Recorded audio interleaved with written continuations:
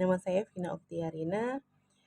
Dalam kesempatan kali ini saya akan menjelaskan tentang peran manajer perubahan dalam mata kuliah atau pembelajaran teknologi kinerja dan pengembangan organisasi pada program S3 yaitu doktoral di Pascasarjana Universitas Sultan Ageng Tirtayasa.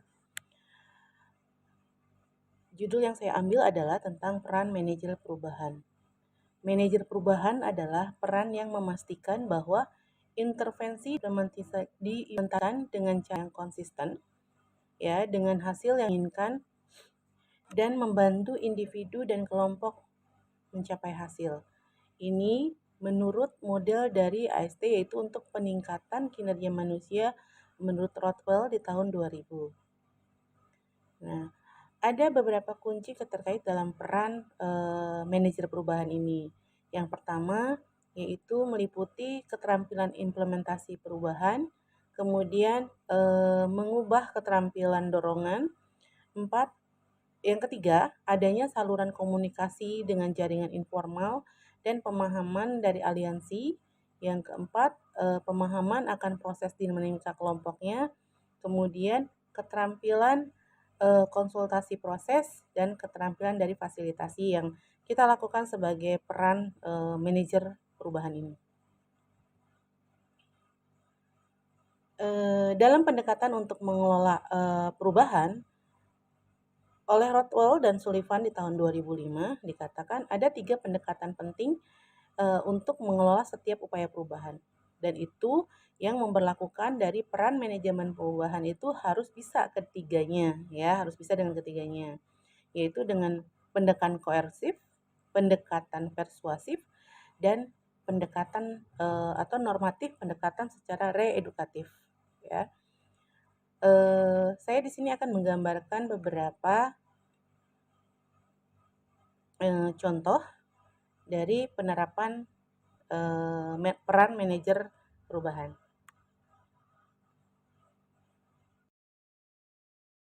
Saya mencoba untuk memberikan satu contoh sebuah perubahan, ya, dengan peran manajer perubahan di kelurahan, ya.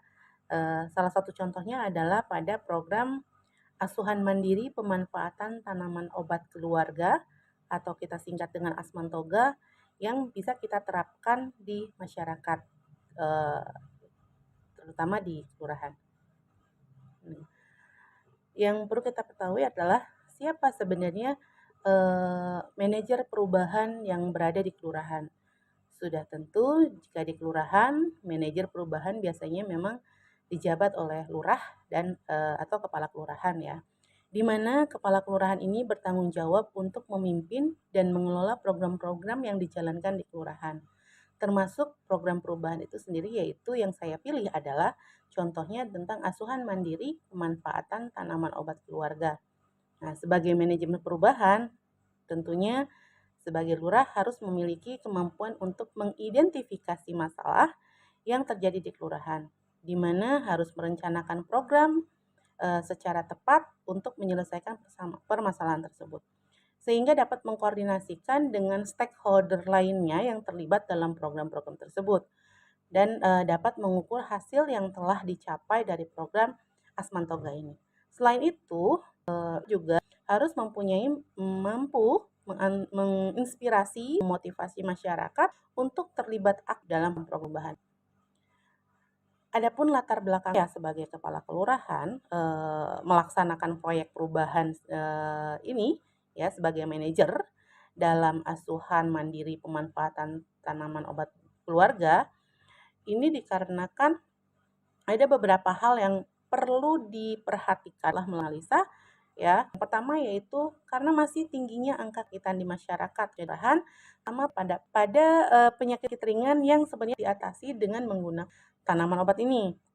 Yang kedua yaitu rendahnya pengetahuan dan kesadaran masyarakat tentang manfaat dan pentingnya pemanfaatan tanaman obat sebagai alternatif dari pengobatan. Yang ketiga, tentu saja berkaitan dengan tingginya biaya pengobatan yang menggunakan obat-obatnya, ya, yang membuat masyarakat, ya, terpaksa gitu harus mencari alternatif pengobatan yang lebih murah. Sehingga, kita memberikan solusi dengan bagaimana mengajak masyarakat untuk melakukan, asuhan mandiri ya, dalam pemanfaatan tanaman obat keluarga ini. Nah, alasan atau latar belakang lainnya itu adanya kekhawatiran, tentang dampak negatif dari penggunaan obat-obat kimia yang berlebihan, pada tubuh dan lingkungan, ya. Kemudian, ada kebutuhan untuk meningkatkan kemandirian masyarakat dalam mengatasi masalah kesehatan, terutama pada penyakit-penyakit ringan. Nah, dengan melaksanakan proyek perubahan ini sebagai manajer dalam kegiatan asuhan pemanfaatan tanaman obat keluarga di kelurahan, sebagai seorang lurah dapat membantu meningkatkan kesehatan masyarakat di kelurahan. Sehingga dapat pula mengajak, dalam pemberdayaan masyarakat dalam mengatasi masalah kesehatan, serta membantu mengurangi dampak negatif penggunaan obat-obat kimia yang berlebihan dalam tubuh dan lingkungan.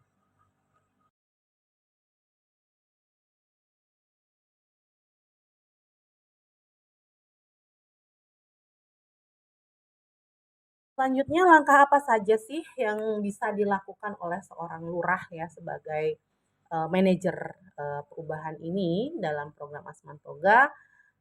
Di antaranya yang pertama langkahnya yaitu dengan melakukan sosialisasi kepada masyarakat mengenai manfaat dan pentingnya memanfaatkan tanaman obat sebagai alternatif dalam mengobati penyakit ringan di lingkungan keluarga. Kemudian kita membentuk tim atau kelompok kerja yang terdiri dari masyarakat, tokoh agama, dan tenaga kesehatan yang melaksanakan program ini. Ya, yang selanjutnya itu manajer melakukan mengidentifikasi jenis-jenis tanaman yang tumbuh di lingkungan ya yang lebih mudah gitu kan dan memilih tanaman obat yang paling mudah ditanam dan dirawat. Nah, kemudian melakukan kerjasama dengan institusi atau pihak terkait seperti puskesmas, dinas kesehatan, dan universitas untuk memperoleh pengetahuan dan sumber daya yang lebih lengkap mengenai pemanfaatan tanaman ini.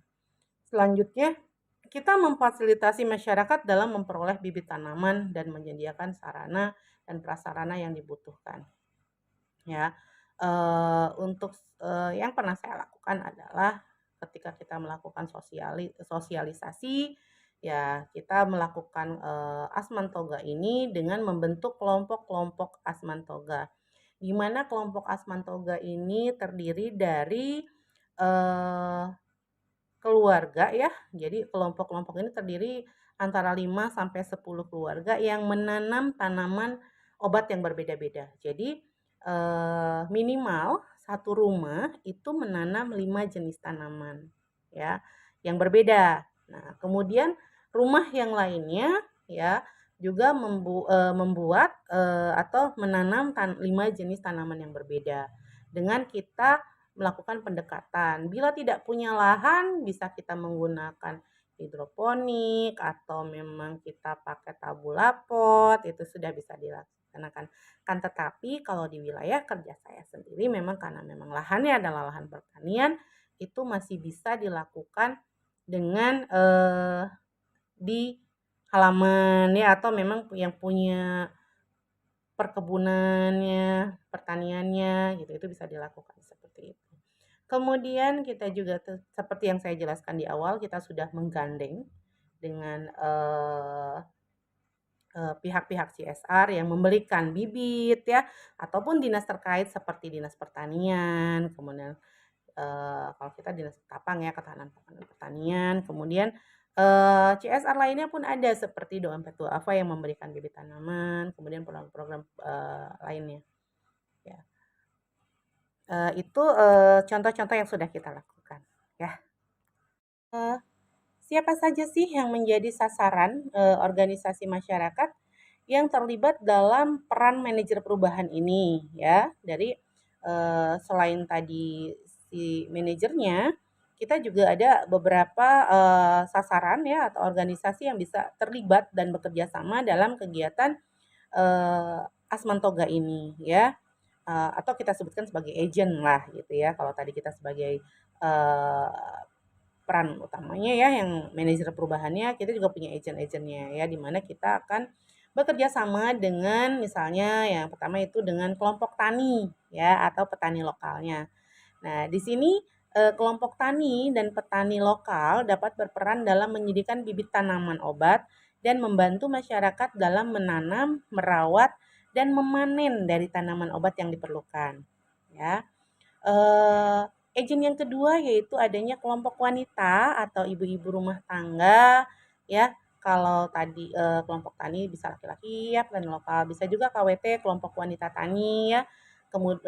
Kebetulan kalau di kelurahan itu pasti, adalah, kelompok-kelompok tani ya karena memang, untuk daerah, kita sendiri ini masih, dengan lahan pertanian dan memang masih banyak yang, memiliki, pekerjaan sebagai petani ya. Karena lahannya juga masih luas, jadi bisa dimanfaatkan untuk, Asmantoga ini ya. Dilanjutkan bahwa kelompok wanita dan ibu-ibu rumah tangga dapat membantu dalam pengolahan, kemudian dalam penyimpanan tanaman obat yang tepat dan benar ya.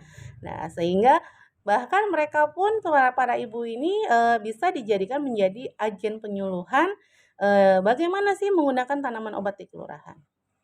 Mmm. Kelompok selanjutnya yang menjadi agen perubahan ini adalah adanya kelompok pemuda ya, di mana dapat berperan aktif menjadi, edukator ya atau dalam membantu sosialisasi dan edukasi mengenai manfaat dan cara penggunaan, tanaman obat yang tepat dan benar. Nah, ada juga lembaga pendidikan yang kita libatkan dalam, lembaga pendidikan di sekolah ya atau boleh bisa dengan perguruan tinggi yang bisa memberikan edukasi juga dan bisa memberikan pelatihan mengenai penggunaan tanaman obat kepada masyarakat. Ya, kemudian organisasi masyarakat ya, di masyarakat seperti Karang Taruna, PKK, atau yang lain-lain yang bisa menjadi mitra dalam program asuhan mandiri ini atau Asmantoga di kelurahan, dan dapat membantu memotivasi masyarakat juga ya dalam berpartisipasi aktif. Nah, yang selanjutnya yaitu, melibatkan sasaran, organisasi masyarakat yang beragam ya, bisa. Nah, kalau pengalaman saya sendiri adalah, kita bekerja sama dengan, TNI programnya, kemudian dengan kelompok tani yang dengan Mas Tani, nah kemudian di PKK itu kita kerjasama untuk program UP2K-nya ya. Jadi, eee, saya sebagai kepala kelurahan sudah melakukan itu dan, alhamdulillah kita masih tetap berjalan dalam proses pembinaan dan, beberapa lokasi kita sudah melakukan panennya dan pemanfaatannya itu sudah banyak dirasakan oleh warga ya. Oke, apa sih sebenarnya dalam melakukan pendekatan untuk mengelola perubahan ini ya, seperti dikatakan tadi ada, eee, pendekatan koeversif, persuasif, dan normatif. Adapun contohnya yaitu yang pertama misalnya, dengan pendekatan koeversif pada asuhan mandiri pemanfaatan tanaman obat keluarga ini, sebenarnya tidak tepat dan tidak disarankan karena dengan pendekatan koeversif ini melibatkan penggunaan kekerasan dan adanya, tekanan sehingga memaksakan suatu program atau kebijakannya kepada masyarakat. Sehingga akhirnya, masyarakat akan merasa seperti dipaksa gitu ya, untuk melalui pendekatan koeversif ini. Ya, akan tetapi, pendekatan dengan persuasif ya, ini bisa dilakukan pada program ini ya, istilahnya kita, dengan cara pada saat pendekatan persuasif yang dilakukan pada program Asmantoga ini, yaitu dengan, mengajak masyarakat untuk memanfaatkan lahannya, memanfaatkan tanamannya, yaitu sebagai obat alternatif ya. Sehingga di sini akan diberikan informasi yang benar secara menyeluruh kepada masyarakat. Nah, pendekatan persuasif ini yaitu, masyarakat akan diajak untuk mempertimbangkan manfaat dan keuntungan yang didapat dari memanfaatkan tanaman obat ini. Misalnya biayanya lebih murah, kemudian penggunaan alaminya lebih aman, dan adanya ketersediaan bahan yang mudah didapat di sekitar lingkungan tempat tinggal mereka. Ya. Selain itu, pendekatan persuasif juga bisa melibatkan sosialisasi ya dengan kampanye yang bertujuan untuk meningkatkan dari kesadaran masyarakat ya dengan manfaat dari penggunaan tanaman obat. Kegiatannya yaitu dengan penyuluhan, lokakarya, baik lokakarya mini atau lokakarya bulanan, dan penggunaan demonstrasi ya. Kita lakukan demonstrasi bagaimana penggunaan tanaman obat yang dilakukan dengan memperkenalkan jenis-jenis tanaman obat dan bagaimana cara peracikannya dan bagaimana cara penggunaannya. Sehingga dapat dikatakan bahwa pendekatan persuasif lebih tepat ya, diharapkan masyarakat akan lebih sadar dan terbuka, open mind untuk menerima dari manfaat tanaman obat ini.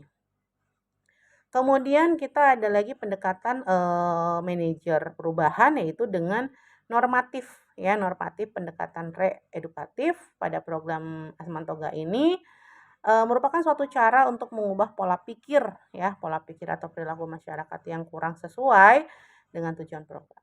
Nah, pendekatan ini dilakukan dengan memberikan informasi dan pembelajaran kepada masyarakat dengan cara-cara penggunaannya. Jadi pendekatan ini bisa digunakan ya, pendekatan reedukatif ini juga melibatkan sosialisasi dan penegakan norma-normal yang berkaitan dengan penggunaan tanaman obat yang benar ya. Kemudian ada kampanyenya.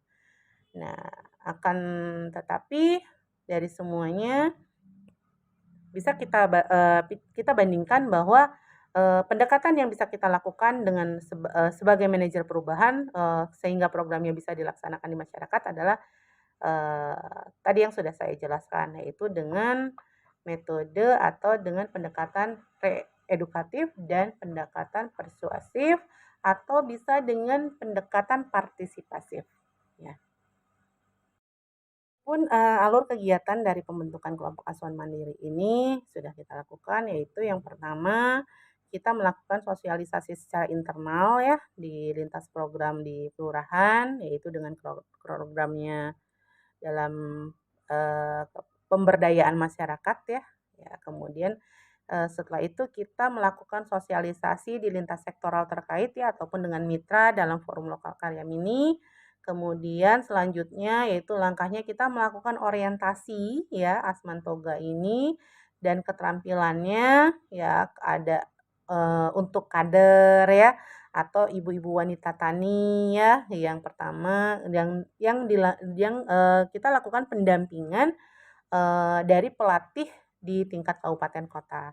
Kemudian langkah selanjutnya itu mengembangkan upayanya ya, upaya pemberdayaan masyarakat serta kita mencari dukungan lintas sektor.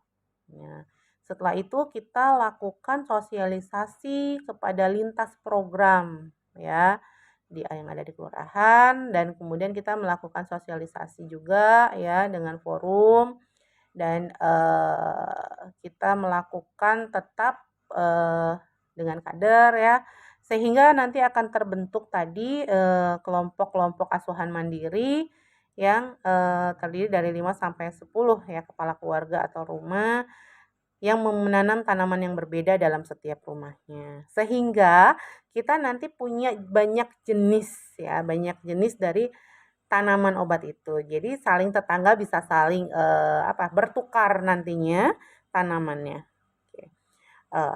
Adapun yang sudah saya lakukan yaitu dengan penanaman baik secara perumahan, rumah-rumah ya ataupun kita membuat suatu lahan yang memang saya manfaatkan yaitu untuk mengembangkan atau budidaya dari binahong merah. Binahong merah ini sudah banyak sekali manfaatnya ya. Itu digambarkan nanti pada saat bagaimana pemanfaatan di masyarakat khususnya dalam kebidanan itu atau kesehatan lainnya itu binahong merah saat ini sudah banyak diteliti dan memang sudah digunakan di masyarakat umum. Demikian pemaparan pembelajaran kali ini yaitu tentang human performance improvement ya dalam implementing the performance improvement strategy and monitoring di mana saya mengambil chapter yang keempat yaitu the role of the change of manager ya, dimana itu adalah suatu peran sebagai manajer perubahan. Untuk kurang dan lebihnya saya mohon maaf. Terima kasih atas perhatiannya dan semoga video ini bermanfaat untuk pembelajarannya. Saya akhiri, wabillahi taufiq wal hidayah. Wassalamualaikum warahmatullahi wabarakatuh. Terima kasih.